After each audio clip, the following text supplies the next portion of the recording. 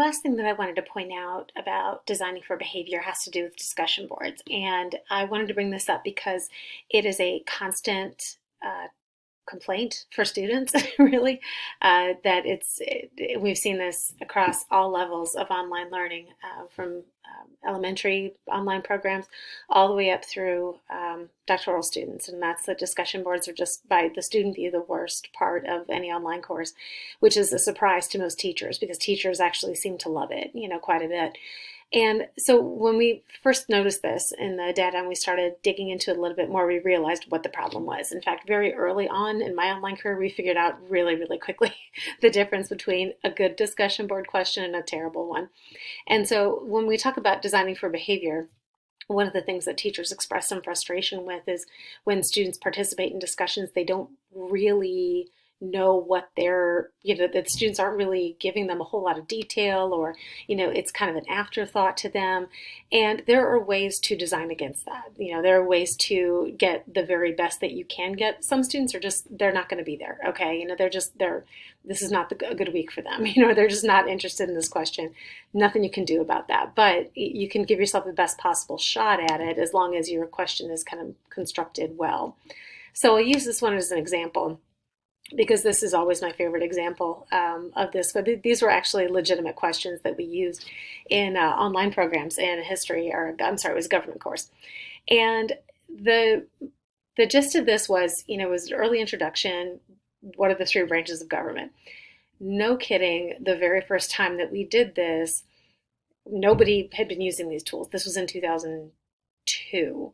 And nobody knew the difference between, what a discussion tool was versus a quiz versus an assignment link. We didn't know how we could use these tools exactly. We understood the gist of it, but we felt like we're going to go ahead and post a question here. And the first question was, what are the three branches of government? That is a terrible, terrible question. It's a terrible question for a discussion board because it has an answer. So number one rule when it comes to discussion boards is do not ask a question if there is an answer. That is a quiz question, or that is an assignment question. It's not a discussion. If you ask that in class, someone gives you the answer, you're done. That's it. No discussion. It was just it was just fetching. That's it. That's all it was. So really quickly, we realized that somebody would write three branches and then someone else would say, yeah, what he said, whatever. So, okay, that's bad. So the second iteration of that question was, explain the three branches of government and which do you think is the most powerful? And that was better. Because you could make arguments for any of them. Ideally, they're supposed to all balance each other out, of course, but you can make a case for under certain circumstances where one definitely has more power than another, or in certain time periods, even depending on how they were constructed. So that gave a little bit more flexibility. But what we were finding is that still students were not really giving a lot of thought. They were just kind of feeding off of other students and just sort of elaborating or changing the answer slightly, to kind of make it. And it just still wasn't quite what we were looking for. So the third iteration, this is what we came up with. So first of all, when we talk about text and imagery balance, this is just as a quick reminder. It's just an image to serve as a reminder to them. Their assumption is that they've had this in a previous unit, but again, scaffolding out, to what students might need, it can be helpful to have that. So for this discussion, this is the question that they have. It has two parts to it. The first part is, consider an event that made you proud to be an American, and which branch do you feel is most responsible for that story and why? And the second one is, now consider an event that made you disappointed to be an American, and which branch do you feel is most responsible for that story and why? And this was bingo. We'd used this one ever since then because the answers are consistently good. They're consistently interesting. They tell us, they do a lot of things. Number one, you have to know what the three branches are in order to answer this question. It becomes very obvious if there's a misunderstanding on the student's part about what a branch does by their explanation. That's where you can go in and correct it, and say, well, that branch doesn't really do that, so it's probably not responsible for the story. So number one, they have to have the basic knowledge. We know that, in looking at this. Number two is that they have to really balance the role that those things play in the individual story that they chose.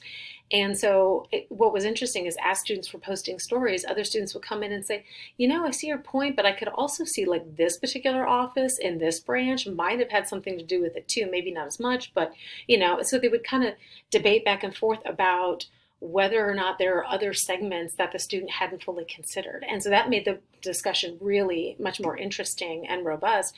And thirdly, we get to know a lot about students by asking that question. We learn so much about them on a personal level. We learn about their families. We learn about their histories. I always have to preface this with don't share anything you don't want to share. It's very important to make sure the students know that there are boundaries here and that other students can still see this and we're going to comment. So if it's something deeply personal and hurtful to you that would be difficult to discuss, don't discuss it here, either. You have to draw those boundaries sometimes with kids, especially depending on the age. They don't always, have that filter. So, but you learn things about them that you would never learn otherwise. And this is partly the subject matter. It's partly the way that you can frame the question, but you can do things like this in a discussion board. Any discussion that you would have in class, asking students to personally connect to the material is possible in any content area. It might not be something that you do, say in an algebra class every single week, but you could probably find some pretty creative ways to get them to really connect to it so that you learn something about who they are and how they interact with the material. So the reason all of these things kind of together, that made this into the sort of discussion where this is the best that I'm going to get out of them, honestly, just the way it's designed. There aren't going to be too many other questions that I'm going to get as much, from them. So discussions can be done this way, but just remember that it's always clear to tell them, right or wrong here. You could make a lot of cases. The other important piece here, hopefully you guys have come across this already, but the standard for discussions is you do have to have 2 deadlines for discussions. There has to be the initial post and then going in and responding to other people if it's done asynchronously. So that's always the tricky part. And Canvas, unfortunately, doesn't allow you to do that within a single assignment item. So you just have to kind of reiterate it. I've asked them for years, all of the systems for years, please, please, please allow us to create 2 deadlines for a single item because this is not a new problem. All of us have this problem. So, but until that happens, you're just going to have to remind students that that's kind of what they have to do. Now, again, you can also add an interactive rubric here. So I added one and I'm just going to show that. And I already went through the details of that, so I won't, kind of go into that again. But I will point out just again that we've got free-form comments here. You can obviously use assignment for grading because then you click it, boom, boom, boom, you're done. Students know exactly what they got and why. But I wanted to bring this up because how discussions are graded has been a constant back and forth, for instructors. As much as we love these tools, they still, it can still be hard to grade and trying to really pin down exactly what it is you're looking for because it's so subjective. And so it's very difficult. You can, by eliminating that free form, you can have those separate criteria. But if it was, as I explained earlier, if it was hard to do that for other assignments, it's almost impossible to do it here because it's a discussion. You guys are literally going back and forth. And so trying to nail that down to something that specific is very, very difficult to do. If that's how you want to do it, great. Just know that it's going to cause you a little bit of anxiety, I think. So try it out a couple of different ways before you feel comfortable. The other thing that I would say is that you will find a lot of these. If you go on Canvas Commons, you should be able to see quite a few different examples of rubrics that are done for discussion boards, and you may find something that is perfect and absolutely fits your grade level and your content area. They're different for all classes and all individuals, so I don't advocate that this is the way to do it. This is a way that works for the content matter and for the students that I have. Some of this might be useful for you, but you might need to add some things. You might need to tweak them and adjust them. Whatever is going to give you a much better sense. And you're just going to feel it. You're going to feel it in your bones when you've got the right rubric, for a discussion board. But some of the common elements really are critical thinking and analysis. Like, have they really provided some insight into this discussion? For me, it's relevance of the post. They can go off on these crazy tangents, and I made it a relatively minor part of the grade, but it's still like, okay, are we staying focused on what we're supposed to be talking about here? Because going off the rails is something that can easily happen with my content and my students. Maybe not so much for you.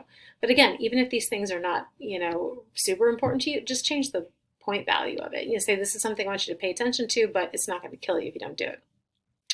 The big thing for me is this creating community. And I bring this up because very early on, I did it the same way a lot of people do it. They have a section for responsiveness to posts. And in the instructions, they will often tell students, be sure to respond to 2 other students, at least 2 other students in class. Well, when you say that, what I find is that that's all they do. They respond to 2. Like, if that's the criteria, then that's where they're going to meet you. And I may want more than that. Like, if they're only responding to 2, then is that really a discussion? I'm not really sure. And even if they did, I could say 4 or 5, but if I just get little one-liners or, random things that don't really have to do with anything, certainly the I agree, part, I'm like, that's not a response. That doesn't really, help anybody. So what I realized in seeing this in another instructor's class, actually, she started using this idea of creating communities. There's response posts are civil. They ask questions and make statements that further the group's understanding of the topic. And that's the key part for me that I always tell them. I'm like, are you pushing the discussion forward? Or are you just like letting everybody sit where they are? Because if you're not pushing us forward at least once in here, then that's not creating community. That's not really a discussion. That's not helping us all learn and grow. And so that's why that's a much bigger part of that grade. And it requires, of course, that you respond to people. If you respond to one person, that's not creating community. If you respond to 20 people with one-liners, they may not be doing it either. The problem with that is that it's really arbitrary, and it's hard to get a sense of what that looks like. So for me, and I'm not going to give that up, though. I'm not going to tell students. I'm not going to quantify this. I can't. This is a human endeavor.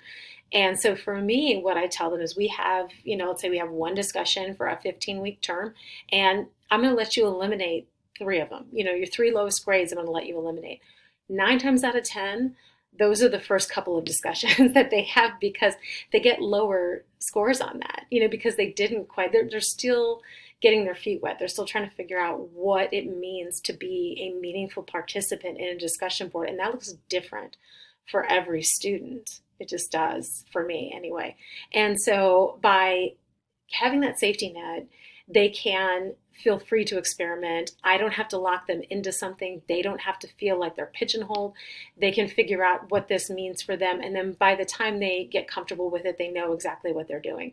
That's the way I do it. But again, it makes sense for me. It doesn't always make sense for you. So, but I would definitely use those rubrics wherever possible because it makes grading just super easy. And then as you review your courses at the end of the semester, you look through your data, you're going to see if this rubric just, it feels like a pebble in my shoe. I have to fix it.